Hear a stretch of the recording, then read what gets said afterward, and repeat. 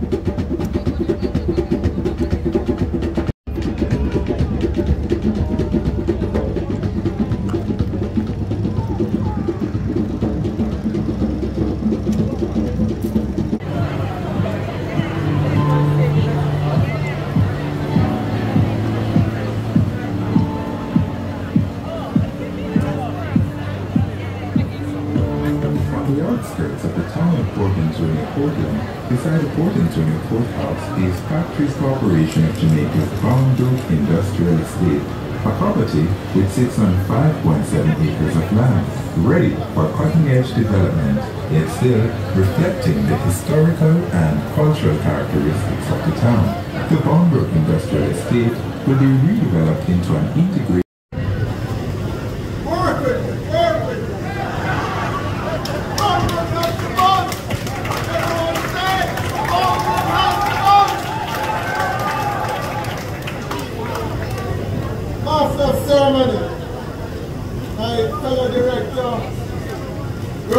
Cameron. Give her a round of applause. She's known as Jamaica's Miss Personality.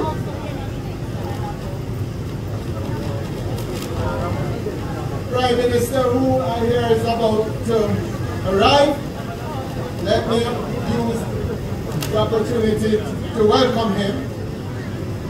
I want, because my speech has to be short, I don't want to undo that beautiful welcome of our master of ceremony.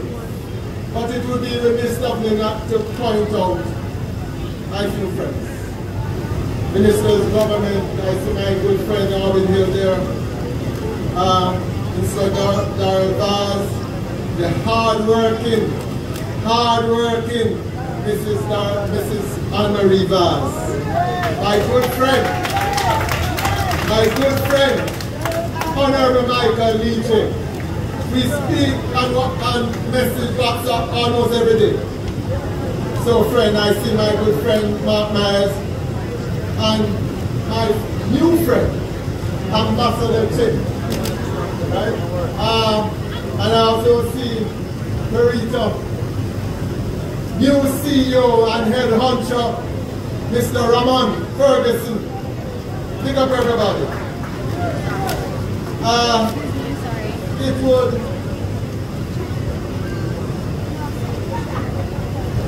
hard for me not to start out to say I greet you all and I greet you well.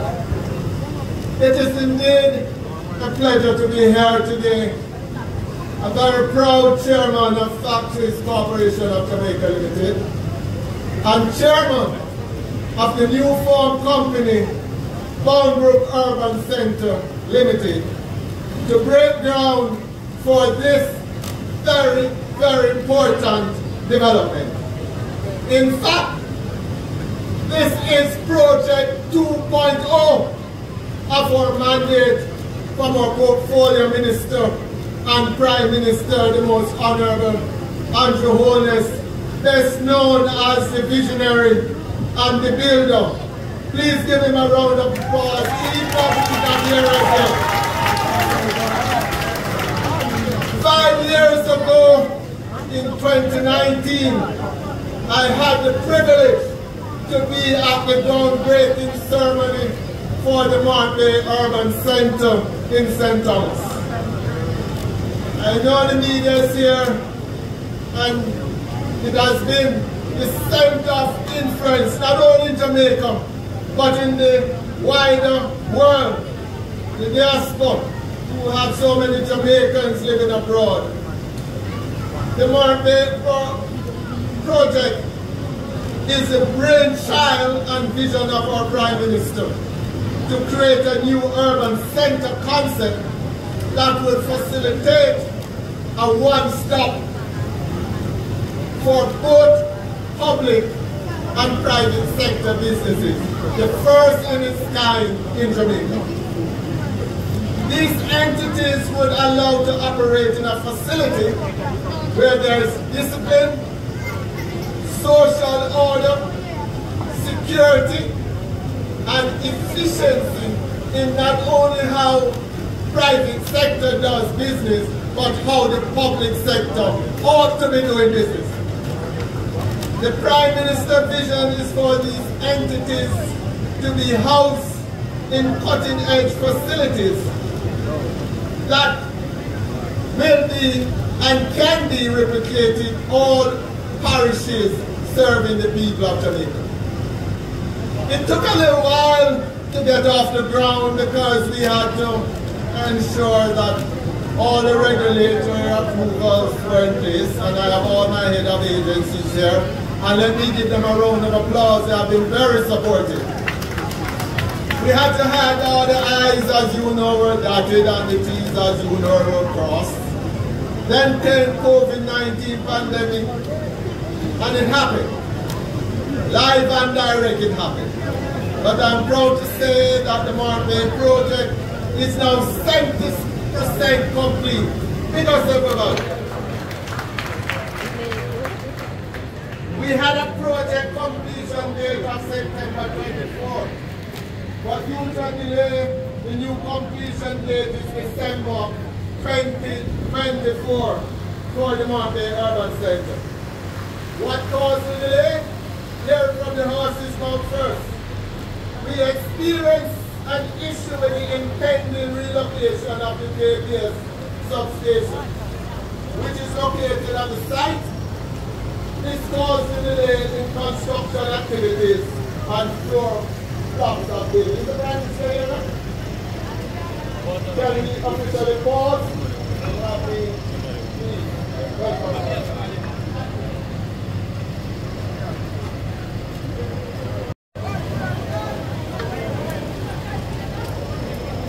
Ladies and gentlemen, please stand as we welcome the Most Honorable Andrew Holness, Prime Minister.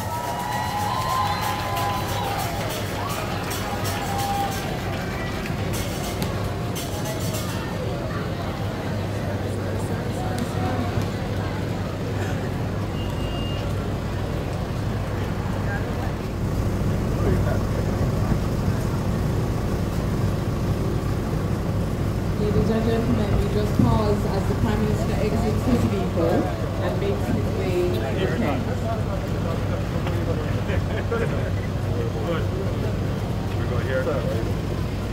Ladies and gentlemen of the island of Jamaica.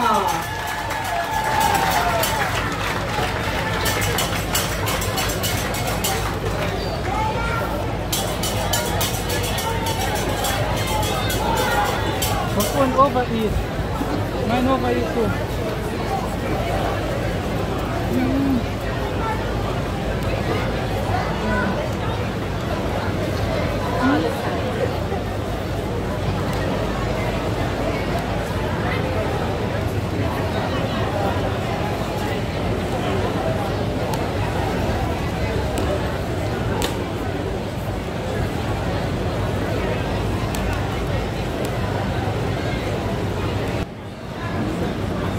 Honorable Andrew Holness,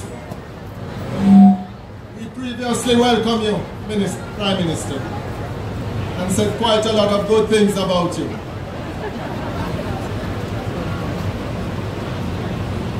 I would love to repeat that. But I know, you know, what we all know. You are the visionary, you are the builder, and you are the man behind the plan to make Jamaica a better place and to make Port Antonio transition into communities for better quality of life. So, I was on the point of the success of Mount Bay, and on the point that we are a few months, 3 months late because of the JPS issue that we have there. The Mount Bay Urban Center project is a blueprint of what is happening here today. Let me admit that the Mount Bay project has been a lot of work. It has been very fulfilling to see where we started and where we are now. A project nearing completion. A project that will be the blueprint for all parishes across Jamaica to adopt, not only in Jamaica, but in the Caribbean. This has made our job to create the Boundbrook Urban Center much easier, Prime Minister, because we are following the same blueprint to create a facility that is now conducive to the Portland and its people, transforming communities. So while we have our foot on the gas, we are not easy now. Our attention is on the Boundbrook Urban Center project, which carries a total development cost of 4.2 billion Jamaican dollars. We want to ensure that it is completed within the 24-month construction period and its 2.7 billion construction budget to be completed within budget and within time. Give us a second. Using the analogy of North Bay project, I must also admit that it is an organization we first had to believe in this project. We had to believe that it will transform the lives of the residents of Portland through economic growth and job creation. And today I can stand proudly here with the mandate of our Prime Minister to say that check, check, check, all boxes tick. We had to also have our equity partners, MCB and Barito, believe in the project, along with CIBC, our loan financing bank. Let me congratulate MCB and Barito for their commitment to nation building. They are the bank of the future. They are the bank of today. They are the bank wanting Jamaica to be a better place. I can today report as well that take-up for the project now stands at 110%. We are talking about government entities and educational facilities, financial institutions, private sector entities such as fast food, fine dining, gaming, pharmacy, medical facilities, legal services, beauty saloon, and so much more. The Boundbrook Urban Center is the second of its kind locally. It is the collaborative effort spearheaded by Factories Corporation of Jamaica with equity partners Barito National Commercial Bank Market Limited through financing by CIBC Caribbean. Mr. Prime Minister, ladies and gentlemen, our urban center has been a testament to the power of partnership and innovation. Fused with the skill, negotiation, and choice of sound integrity and competence amongst our stakeholders.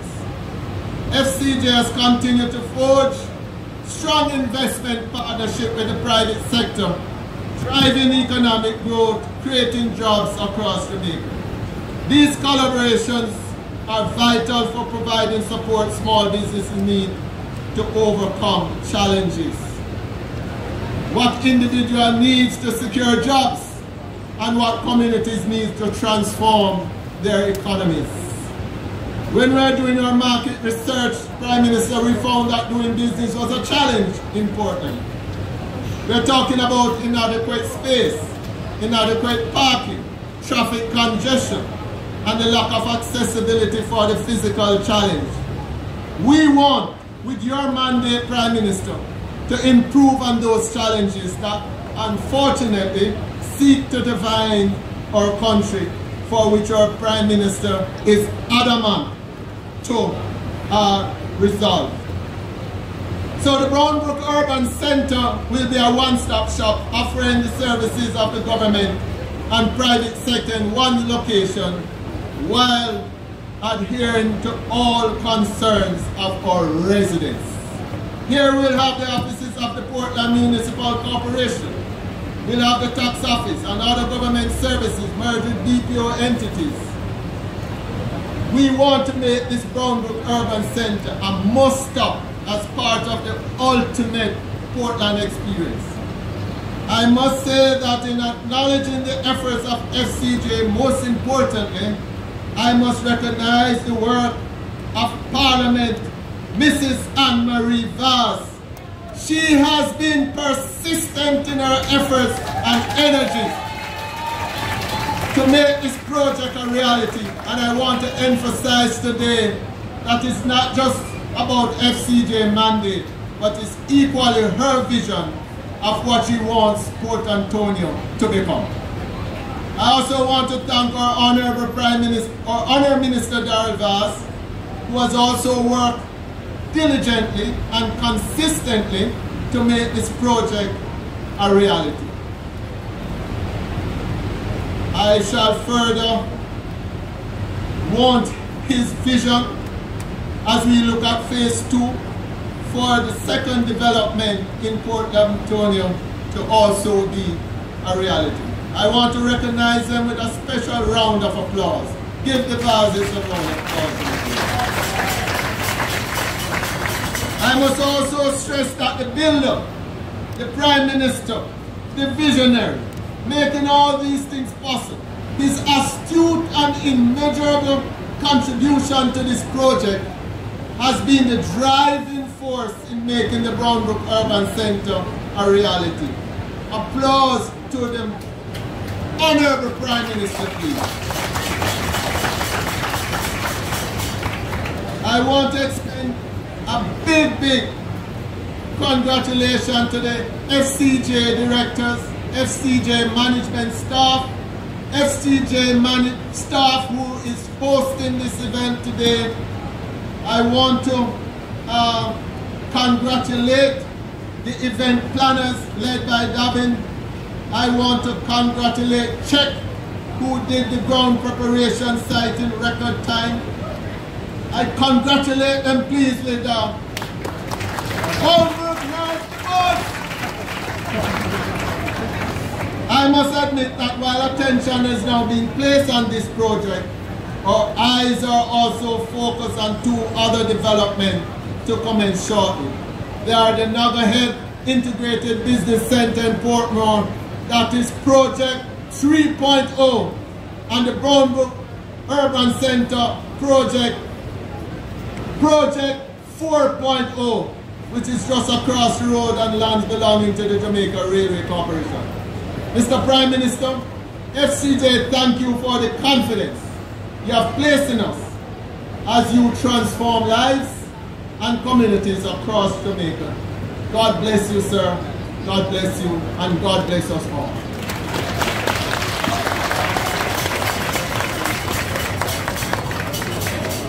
Thank you very much, Mr. Shirley. As he said, Boundbrook have a buzz. And if you know Mr. Shirley well, you will know that it is very difficult for him usually to encapsulate all his thoughts in a short speech. So he recognizes the heat of today, and we give him another round of applause. The hard-working team from the FCJ, the very committed chairman, and as he pointed out, there's a lot of work being done as we build this nation. At this time, we welcome a man who has been committed to nation building. He has returned to Jamaica. He returned to his home parish of Portland. And years ago, he told us the vision of Portland, that Portland is the place that everybody shall want to go. And he started development here. And today, as a part of NCB Financial Group, as the chairman, putting the money behind the development, ladies and gentlemen, the godfather of Portland, the Honorable Michael Lee Chin.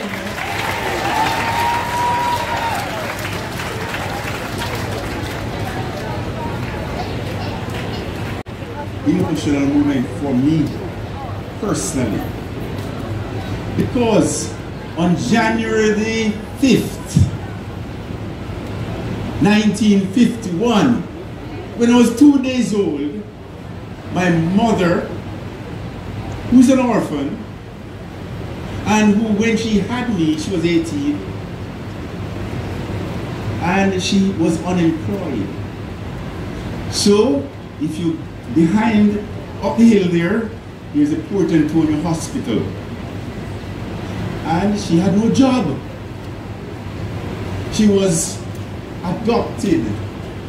She and her son were adopted by the helpers of the local supermarket here in Port Antonio. And she walked with her child from the Port Antonio hospital past this site. And past this site, past that beautiful building, glance to your left, please. Glance to your left. Past that beautiful building and walked another 100 yards to her adopted home with her son, Michael. So my first home was Boundbrook. So to come here today is an emotional moment. And those who made it successful, Prime Minister, thank you. Chairman, Tanny Shirley, Honorable Tanny Shirley, thank you. Minister Vaz and Marie, thank you. Minister Vaz, Darrell, thank you. Minister Aubin Hill, thank you. All other Chairman Myers for being an equity partner, thank you. Thank you very much. My dear mom would never believe what she's about to see. So thank you very much for being in Port Antonio and specifically Boundbrook.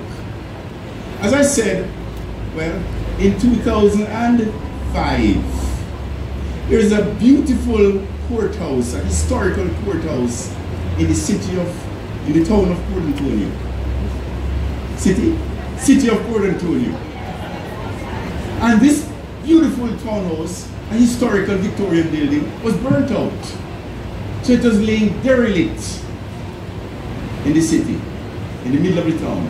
So I went to Mr. Tony Hilton, another godfather to Port Antonio, who was chairman of the Port Authority of Jamaica at the time. And I said to Mr. Hilton, sir, this building is a magnificent edifice, but it's just lying derelict. Please, would you allow NCB to renovate it so it becomes a truly historical heritage building? And what we will do is, would you give us a piece of land outside of town in Boundbrook to build a modern day courthouse that will be of the quality that if you lifted it up and parachuted it into Washington, it would look as if it belongs there. So take a look at what you see. So, Boundbrook, and now today, today we're here witnessing the expansion. And by the way, the reason for doing that then, 2005, was to shift the center of gravity of Port Antonio, because there is no parking there in the city for a courthouse, and the development was coming. So we wanted to shift the center of gravity, so we came to this no man's land called Boundbrook and built this magnificent edifice. And one of the reasons for building it is because when you come into Port Antonio, you don't expect it. You bust the corner, the Norwich corner, that corner, then you see this magnificent building, you say, oh my gosh, where am I? Am I in Washington? Am I in Denmark? No, you're in Port Antonio. So what we wanted to do also, build an edifice that every citizen of Port Antonio, every citizen of Jamaica, to say, you know what? I don't have to accept local standard. What was the local standard? I don't have to accept that. I can aspire to world-class standard. That's the reason why that building, we can parachute it into any city and it will look like it belongs. So it's an inspiration. It was built to be an inspiration to uplift standards of expectations of our citizens. That was so two reasons for building it. Uplifting standards of expectations of who we are. And secondly, to shift the center of gravity of Port Antonio, because growth was coming and growth is now here. So thank you very much for all of you being here today, to contribute to this moment. My mom would not believe what she said. Well, she is seeing it. So thank you very much. And Tanny, I really appreciate the energy you put into these projects, because without that energy, the execution would not have happened. So we are behind you. NCB is 100% behind you. And we just appreciate what you have done. You are moving Jamaica forward, and that is what this project represents. It represents a public-private partnership, because that's the only way we can together build a better Jamaica. Thank you very much. To Portland, and And ladies and gentlemen, he may be prophetic. We will soon say the city of Port Antonio. Another round of applause at... Now, this project would not be possible without our equity partners. We've heard from the FCJ, we've heard from NCB Financial Group, and another critical entity in the development of the Boundbrook Urban Center is Barita. Barita making money work for you through their hard-working CEO, Mr. Ramon Small Ferguson, who is here today and will bring his greetings. A round of applause as we welcome Mr. Ramon Small Ferguson.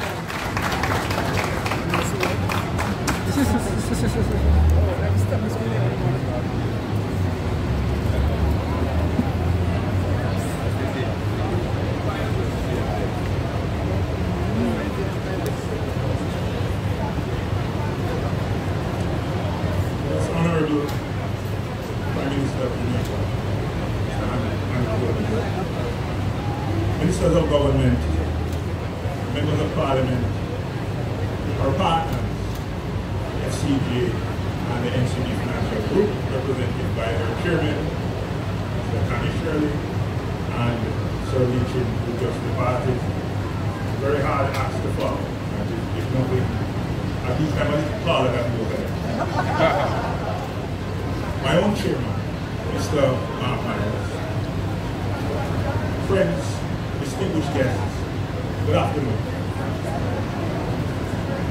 I want to start by congratulating the government of Jamaica and the Factories Corporation of Jamaica under Connie's relentless leadership, as was described, as well as us as private sector partners for this project coming to fruition. I mean, when I first came into this industry over a decade ago, a project like this would have been a dream. It would have been a pipe dream. I couldn't have gone to any of my approval bodies with this vision, right? But we're in a different Jamaica, a starkly different Jamaica. I mean, the fact is that our country has evolved before our eyes over the last 10 years or so. I mean, it's been an amazing transformation. We can't take lightly what has happened with respect to the significant and precipitous fall in our debt over the last 10 years, right? And what that has done is set Jamaica up in a way that is enviable to really now start to tangibly lift the quality of life of every Jamaican. And this is an example. Let me explain.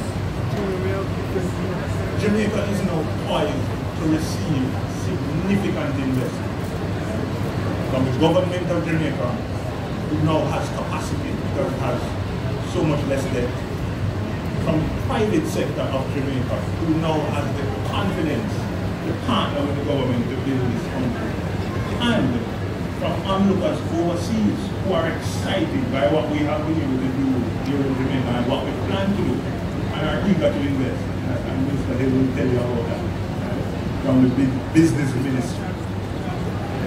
Now, one thing that is not well known by some Jamaicans, but is well known by our counterparts in the region, and is now spreading like wildfire all over the world, is how amazing our framework is for public-private partnerships. We have an enviable, well-structured framework to enable collaboration between the government and the private sector. Right? And that's something that we should celebrate. Right? And even within that very well-built framework, what the Factories Corporation of Jamaica has been able to do with this particular partnership is very special. Right? It's in some ways very unprecedented.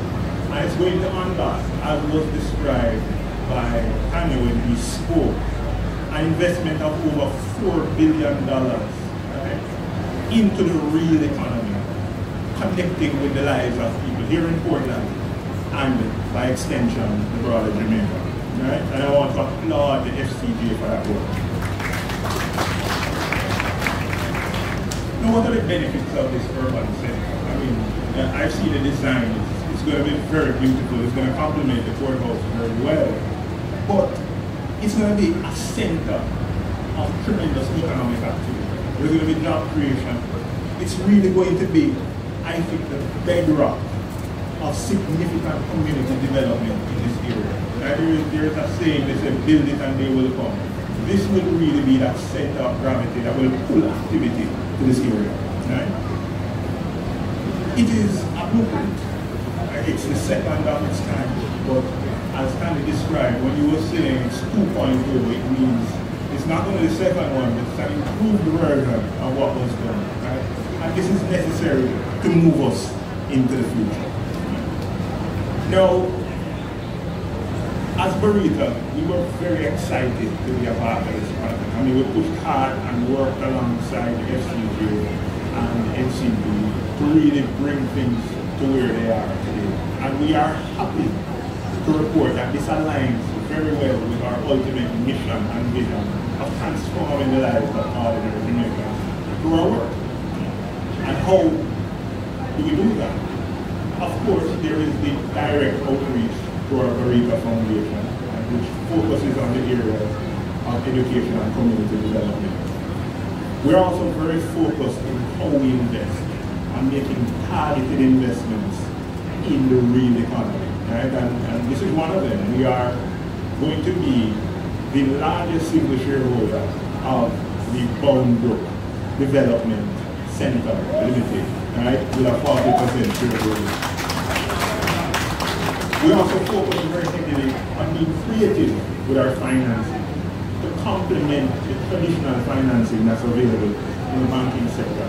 I mean, under the leadership of our Senior Vice President of Investment Banking, Terry Skettle, who is in the crowd, over the last 5 years, we've been able to unlock almost $1 billion in capital to our customers. And a lot of that has ended up right back in the real economy to make projects like this possible. Like everybody else here who has braved the heat to come out, we are committed to nation development. We're not just saying it, we're mobilizing our efforts behind it. Right? And you know, it's our objective to transform lives, yes, but we really want to do that through creating value for our customers, for our team members, and ultimately for the wider society. So in closing, I want to thank you guys for joining us here today. It is a momentous occasion, and I am very excited, and I hope that the burning sense of pride that I feel for this national achievement, again, is a blueprint, right? It's step 2 of many. It really emanates around the room. I hope that we all feel that pride. And I hope as well that in our own lives we are inspired by all of the creativity that went into bringing this to fruition. And you know, it inspires us to think outside of the box to see how we can move the needle forward with our respective mandates and you know, in our respective lives. So thank you very much again, everyone.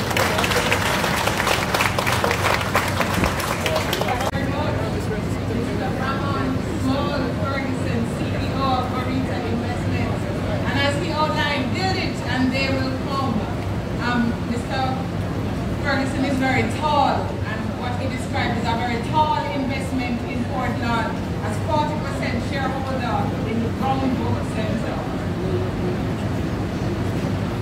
So at this time, we've seen how beautiful Portland is. We know the development that is coming to Portland, and you're asking yourself, what about the talents of Portland? And now we're going to showcase some of the talents of Portland from the Port Antonio primary.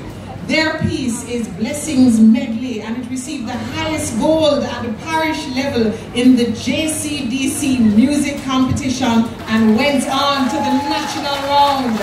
After which, we'll hear from Boundbrook Primary.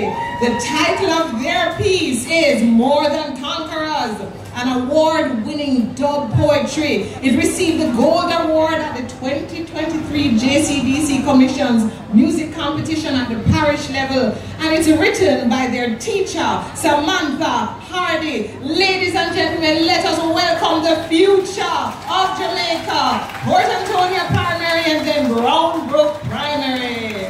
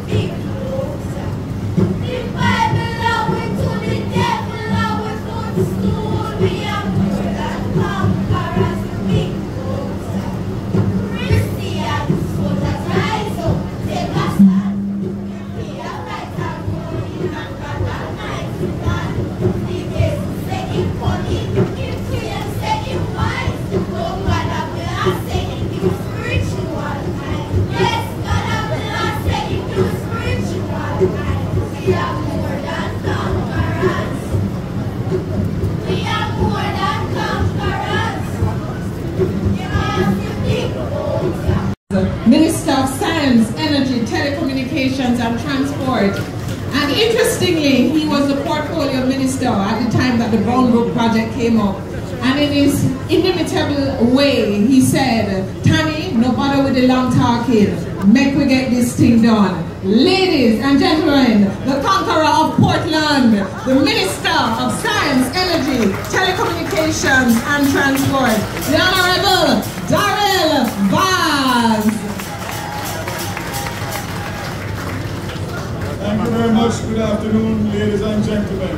Honorable Prime Minister Costas, all of the big neck people that are here. Welcome to you all. Special welcome to Connie Shirley, the chairman of FCG and his team, without whom we would not be here, along with his partners that have financed this project, NCB and Barita. So as Member of Parliament for one of 4 constituencies in the East, meaning St. Thomas and Portland, and the only minister on the eastern end of the island, I'm proud to be here at the groundbreaking ceremony for the Boundbrook Urban Center. This administration under the leadership of Andrew Holness has placed greater attention and directed more capital investment and infrastructure upgrades in Portland and St. Thomas than any other administration in the history of Jamaica. And you know, ladies and gentlemen, the reason for this is not political, it's economical. That's the difference. And I come from a standpoint where I'm not going to talk about Boundbrook because everybody has spoken and will continue to speak about it. I'm going to speak about my journey, which started in 2007 when I became Member of Parliament for Western Portland. And when I came to Portland in 2007, Portland was known as a forgotten parish.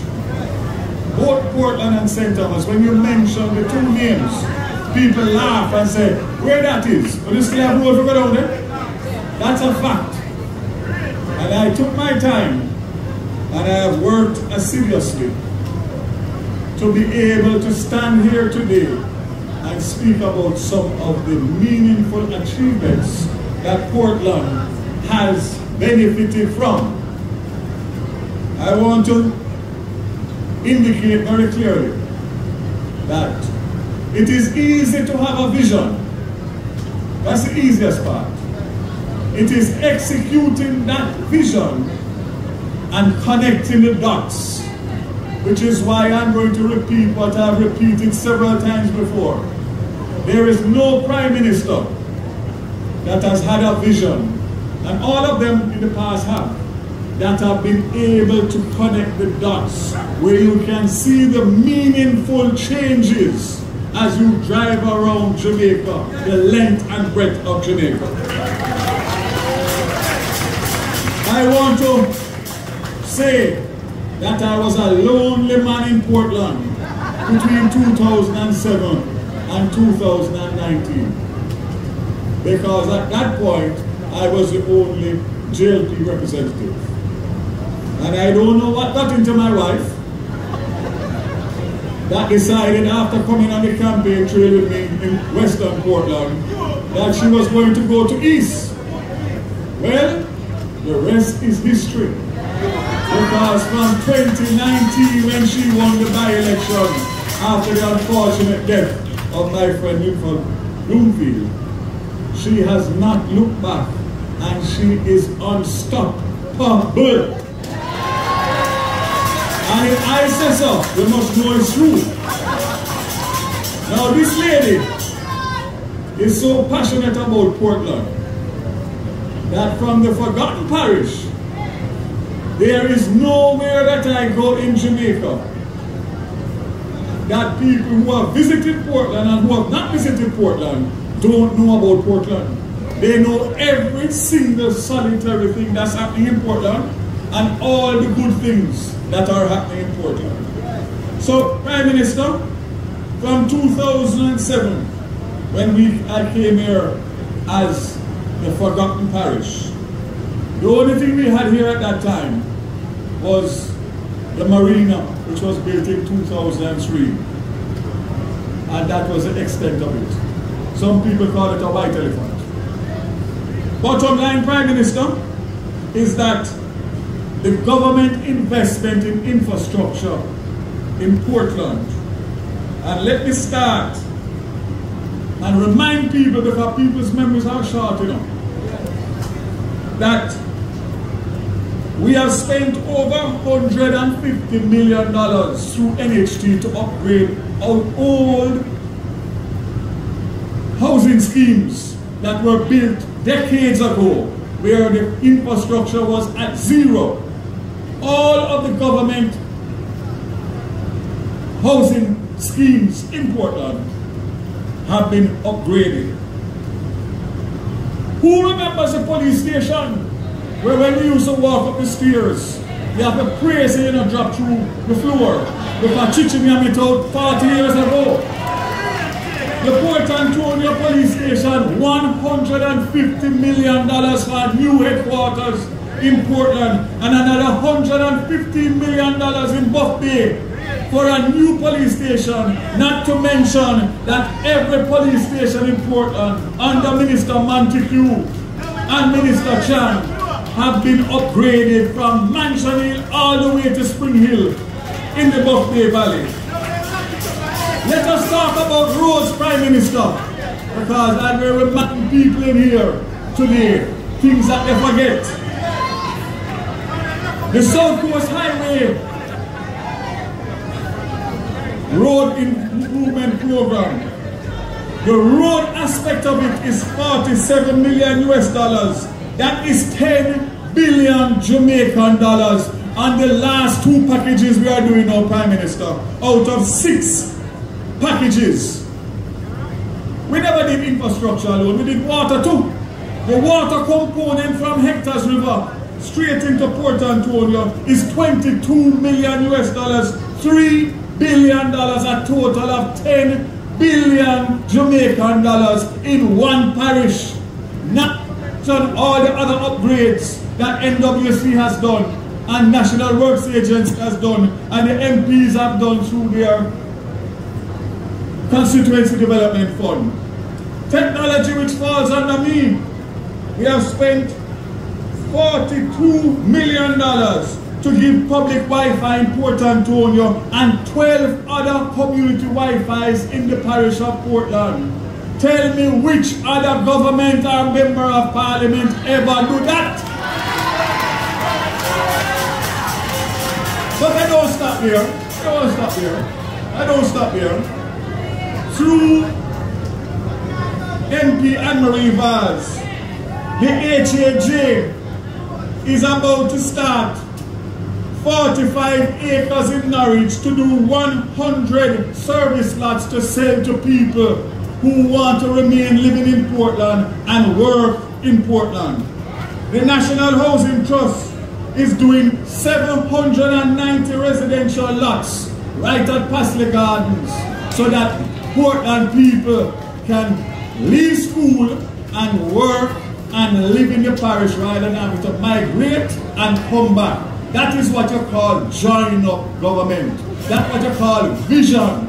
And that's what you call implementation. But we don't stop there, Prime Minister. The big problem that I have had from 2007 till now is that we have done a lot. Housing and employment has been the problem because people want to be able to work and live in Portland. They don't want to go to another bay or to Port area and come back. The distance to drive, the expense to board, all of that. So those were the two missing pieces because Portland traditionally has been tourism and agriculture. Yes? So what you find now is with the Boundbrook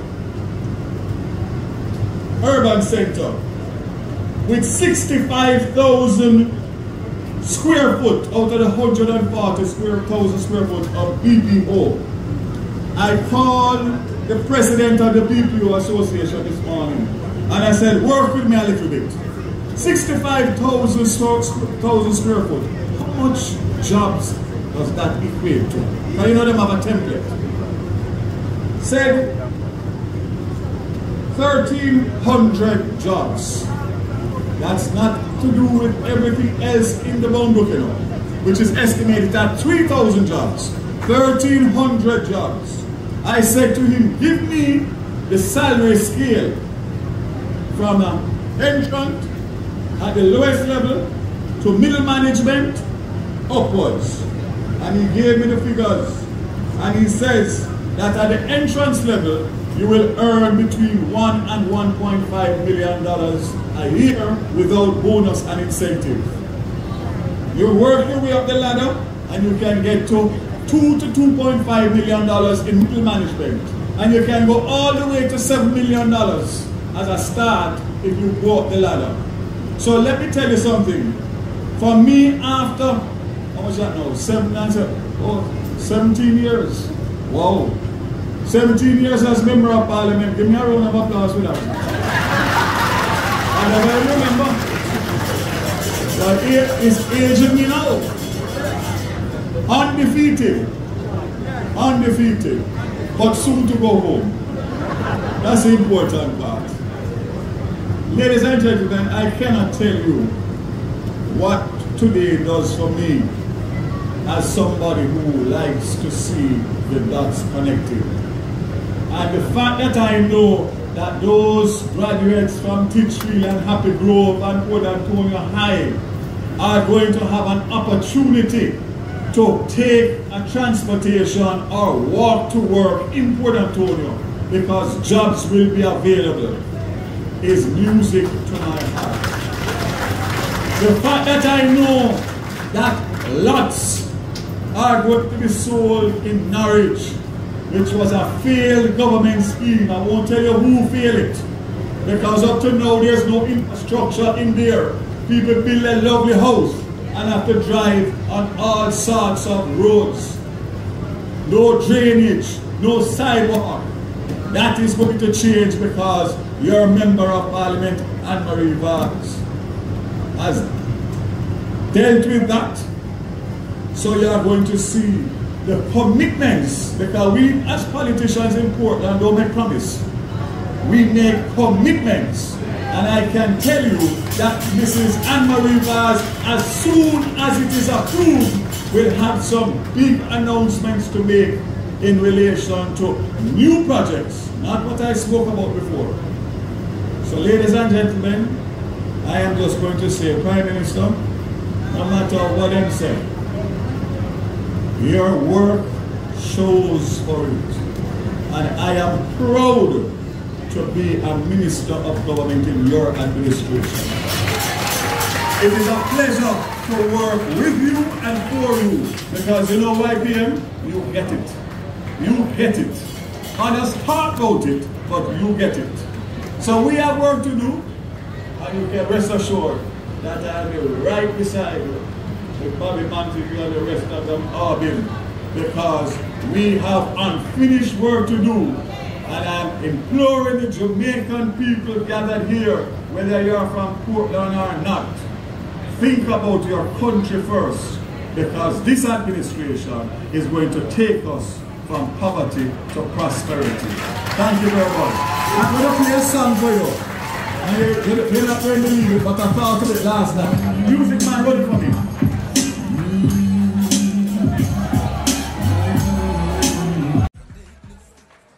Ladies and gentlemen, another resounding round of applause for the Honorable Darrell Vaz, the man of commitments.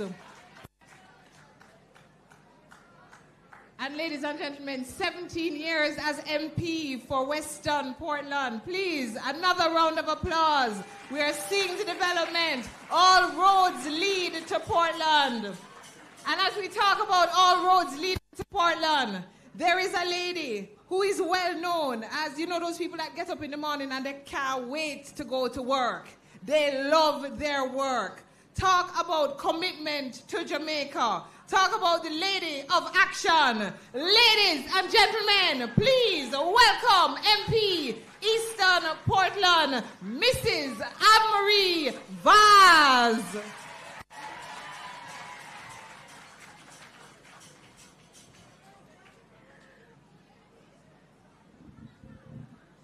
My East Portland, I want you to put your hands together and give the Prime Minister of Jamaica and our special guest a big round of applause.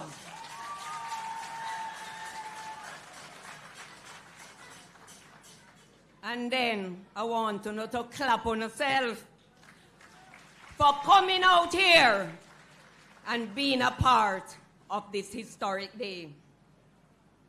On April 16, 2019, I took my oath of office as Member of Parliament for my beloved Portland Eastern constituency. But my love for Portland began long before, as I've been a resident here for over 21 years.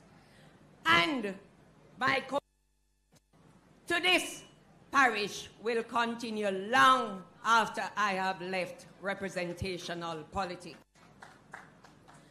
Portland for decades have suffered from lack of representation, resulting in lack of development and lack of attention towards public services.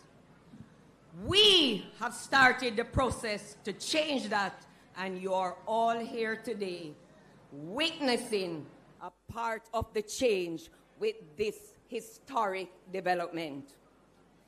The unprecedented multi-million-dollar road improvement taking place is the catalyst for this. There is so much potential for our small businesses. We have started the process to improve that. As you come in, you would have noticed that exceptional local products on sale. Your support to them today means that from the get-go, this project will be providing economic benefit to our people. There is so much potential for our youths. And let me pause here, because I want to speak directly to my youths. Now is the time to upskill. The time to get certified, as this development is already providing jobs and will bring hundreds more during construction, and as you heard the minister just said, afterwards with new and expanded businesses that will be operating here. This Michael-led Honest government has provided the vehicle for upskilling through hard trust, free of cost up to associate level 4. So there's no excuse for you not to be certified in preparation for the opportunities to improve your lives and make your dreams come true.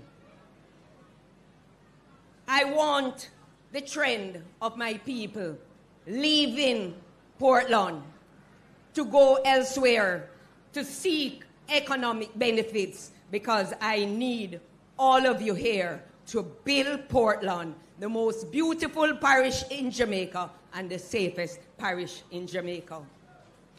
There are so many beautiful attractions that can boost the economy. So we have started the process to improve them, especially fixing roads to ensure access so that the spotlight remains on them and shine even brighter. Mr. Prime Minister, Boundbrook have a buzz. Portland have a buzz. There is a burning desire for our beloved parish to receive the infrastructure and investment needed to maximize our full potential. This 148,000 square feet project is a game changer. This development will open doors for businesses and employment opportunities while addressing some serious challenges that we have that were mentioned before, such as traffic congestion, lack of adequate parking, and accessibility for disabled and Chairman, I am happy to hear that there have been overwhelming interest to acquire space in this development. We are happy for the new business to come and expansion of existing businesses here. Growth, we say. So for me today, I am proud to stand here representing my people, breaking ground for a legacy project that will, without a doubt, change the lives of residents and boost the economy. Can someone say transformational? Because this is definitely what this project is. Today, I feel like a woman giving birth to a child she has nurtured in her tummy for 9 months. Only in my case, it has been 5 years, Chairman, that I have been trying to give birth. I understand, Chairman, that we had to get this thing right, because it will be a template for other parish development. This development is part of a master plan, and we Portlanders are not into any chaka-chaka. So we have to get it right. But as you see now, our foot is on the gas. We are going to do road to ensure that this Boundbrook Urban Center is completed on time and within budget. And let me tell you something. I have no doubt that this will happen, because the pace at which this place was prepared in the last 2 weeks for this groundbreaking is nothing short of shocking, to say the least. I commend FCJ, the action team, my East Portland family members, China Harbour, and all who are involved. Gavin, Kunte, for letting us be here today. You cannot imagine what this place looked like 2 weeks ago.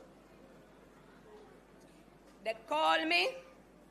We want to thank this Andrew Michael Holness-led government of Jamaica for this vision and for investing in our people and our parish. This is action in motion. We are working assiduously for our collective prosperity. They call me action, and for a reason. Construction is going to start. Employment is happening. Economy is growing. My people and I are overjoyed, Mr. Prime Minister. Special thanks to my action team led by Dwayne Stevenson. Without you, my team, there's no me. Thank you all for coming, especially my Prime Minister, and for being a part of this historic day. I might add before I close that this parish is my Prime Minister's favorite parish. He don't want to say it out loud more time, but I can say it for him. And I say Bobby Montague right there, he would not miss this because enough time him spend in Portland, officially and under the quiet. The by-election have created a family outside of Portland, and they have never left. Many come here under the cover of night, and some come in the day, but they have never left Portland since 2019. This parish is the place to be. This parish, the beauty alone is enough. So, press gas, because Boundbrook have a buzz. Thank you. To make the quality of my life better. So one isolated investment by itself is not going to do. Which is why people still look at these investments and say, will it really make my life better? Because of the experiences that they have had. But what is different now? What is different now? Well, let me tell you what is different now. What is different now is that the government has made a massive investment to improve 147 kilometers of road linking Port Antonio directly to Kingston. So from Harbour View, come all the way around, you're going to have the best quality road.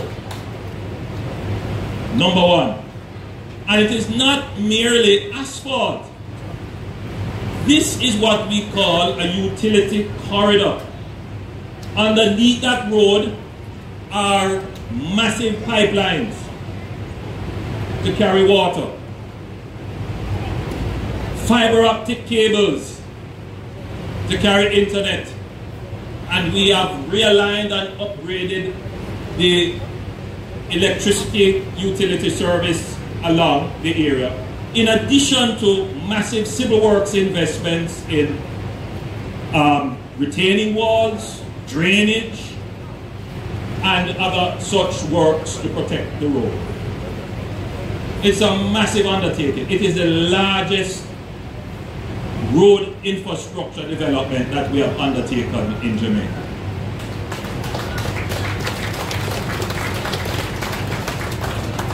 Stop for a moment and think that this is not a greenfield project. We could have decided to just find a new corridor for the road. We could have decided to do that. Run the road in the hill. But what would have happened if we did? It would have killed off all the towns and residences on the old road. And then what would have happened? It would be hard to justify having built a new road, spending money to improve the old one. We decided as a government that the intention of the investment is to improve the economic and social circumstances of the people where they exist. So we have made the investment keeping the old alignment as much as possible running through towns. Now that comes with its own challenges, because it's not easy to build a road that people live on. The inconveniences, the problems, all of the issues that come with it. But strategically, it is important to keep the economy of the parishes going. But, as I said earlier, we also have to consider the nexus. So that is a nexus between infrastructure and economy. But we also now have to consider the nexus between infrastructure and climate change. The historical development of our infrastructure, particularly our roads, is that they are developed to connect ports. So they run along the seashore, the coastline. And so they are always susceptible to environmental challenges. So what have we decided to do? Two things. First, those roads that have been in existence since 1793 or whenever Port Antonio was established, they have developed economic value, but they have also developed significant touristic value.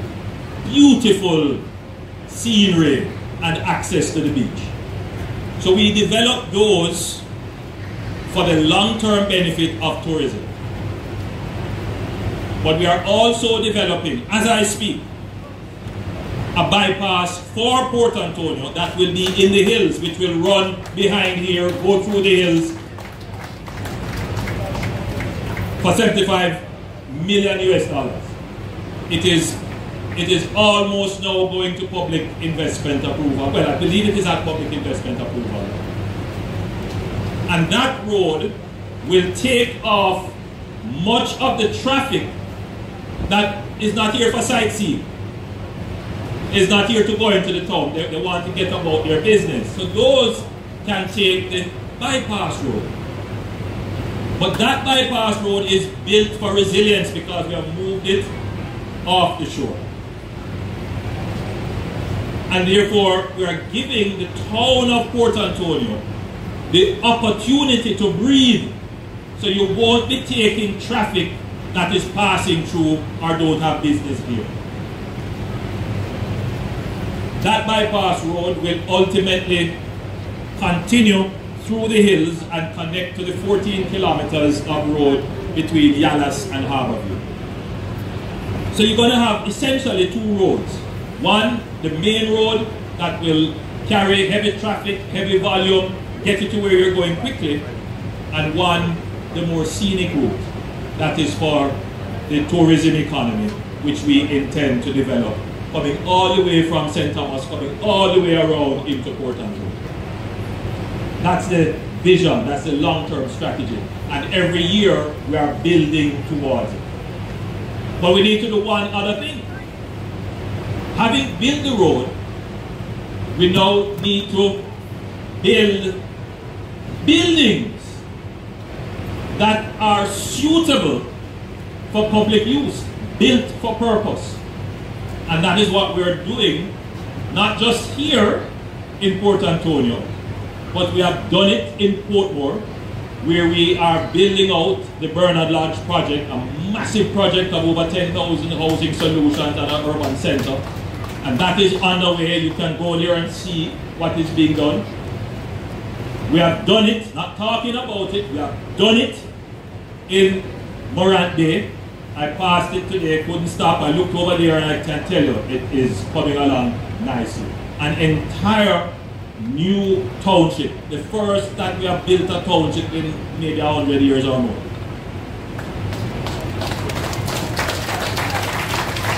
The Morant Bay Urban Center.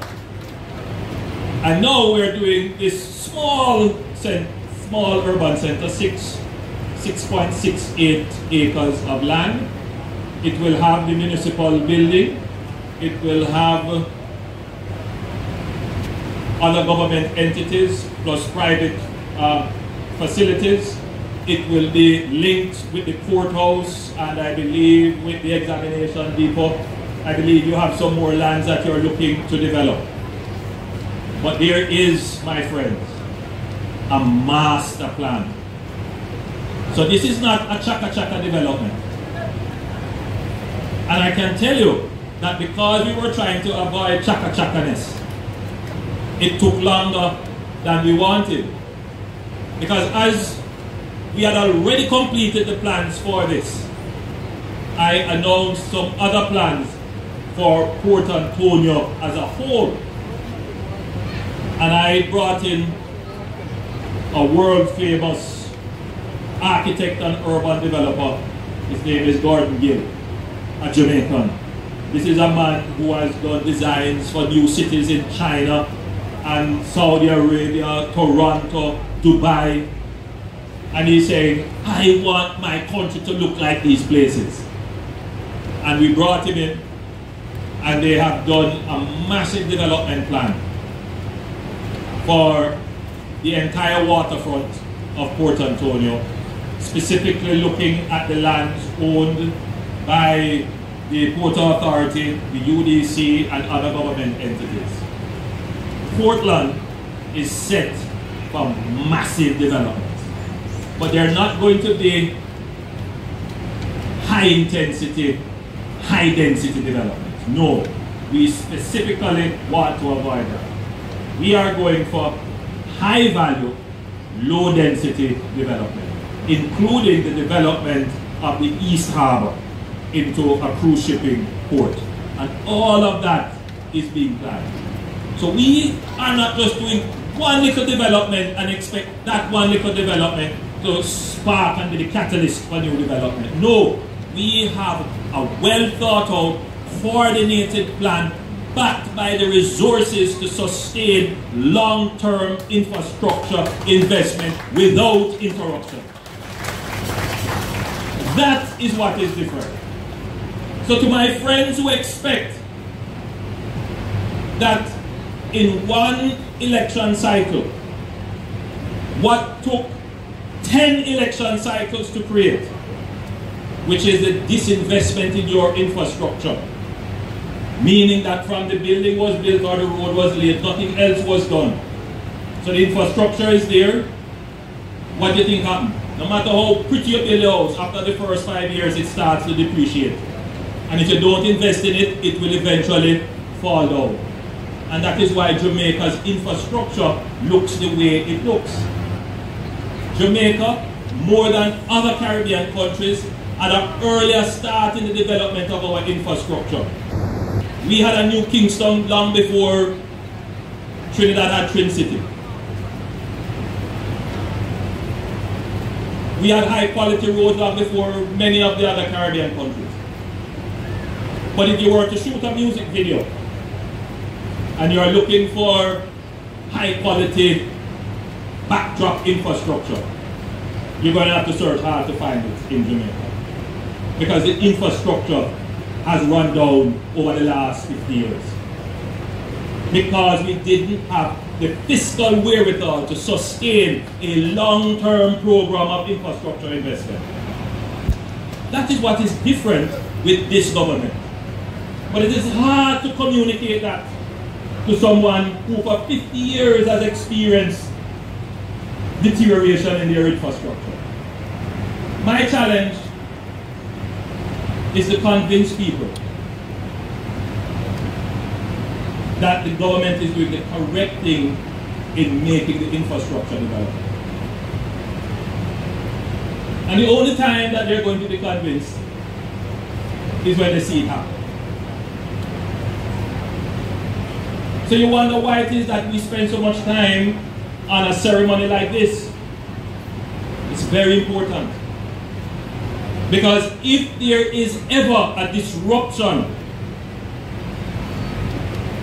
in the plans that have been laid to give Jamaica that uninterrupted long-term runway of projects, we will go back to the period when the fiscal arrangements are blown, when people who don't have an understanding of infrastructure and development take policy and lead us back down the road of destruction. So it's very important that I communicate to the people what it is that we're doing. And these are not just words. Go and tour the road from Harborview, come all the way around to here and see the transformation. Go and look on the Montego Bay bypass and see the transformation. Travel on the East-West Highway from Maypen straight into Mandeville and see the transformation. Go to Bernard Lodge and see the transformation. Come to the Morant Bay Urban Center and see the transformation. Go to Portmore and see the transformation in the Resilience Spa. Go to St. James and see the transformation that has happened with Harmony Park. And this is all happening all at once. When has that happened in Jamaica? I challenge the critics. I challenge the naysayers. I challenge the purveyors of negativity. When?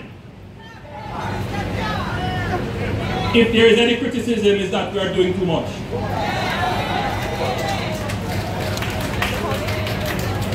It is an obtuse and perverse logic that a government that is doing what it's supposed to be doing is being criticized. And I know when I speak this way, there are a lot of people that are squirming in their seats. They can't take it because they can't take the truth when the truth is told.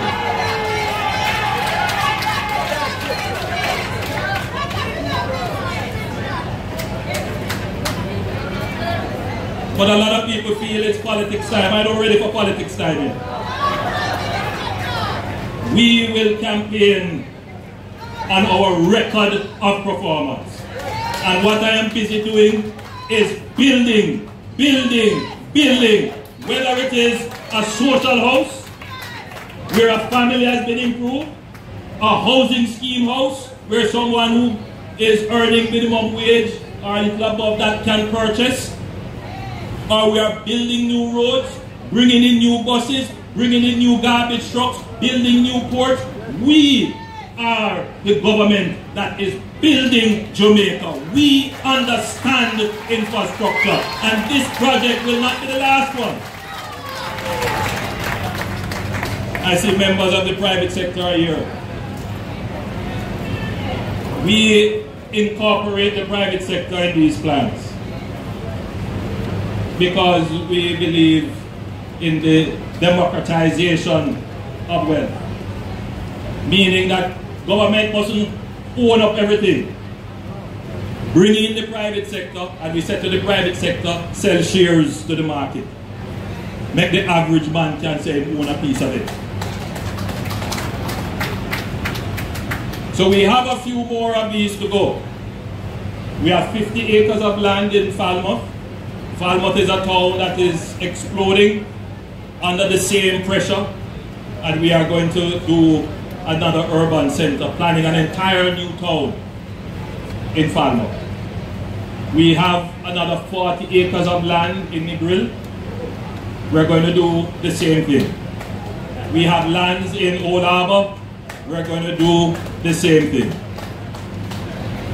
We have Hopewell in Hanover, which is a bottleneck. We have put that as a priority, where we're going to build an entirely new township of Hopewell. So this government is serious about infrastructure development. We understand that infrastructure is going to change your life, improve the quality of your life. So for my brothers and sisters who have been frustrated for decades, who have not seen anything new happen in their built environment, who have to struggle through traffic, congested roads, dirty streets, and buildings that are inconvenient, I say to you, keep patience with the government. The plans are in place, the finances are in place, the technical skills are being put in place, and the programs are underway. We will fulfill the dream of Jamaica as the paradise the developed country, the place of choice to live, work, raise your family, do business, have fun, and retire in paradise. God bless you. I love you.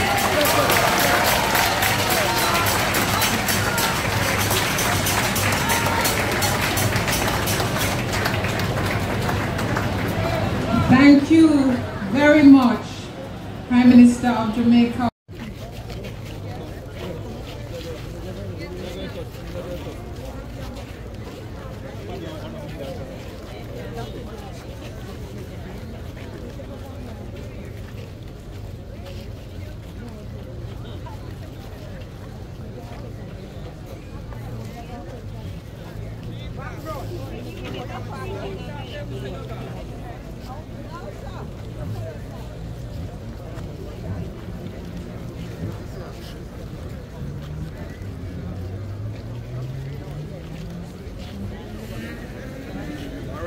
Can I all look straight?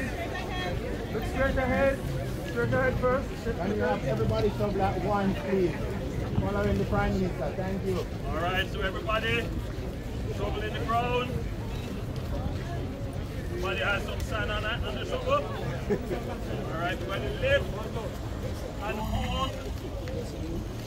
And look at the cameras. And pretend to smile. And then turn to the right. And turn. One more. Do it again. Do it again. One more time. Do it again. Turn on it.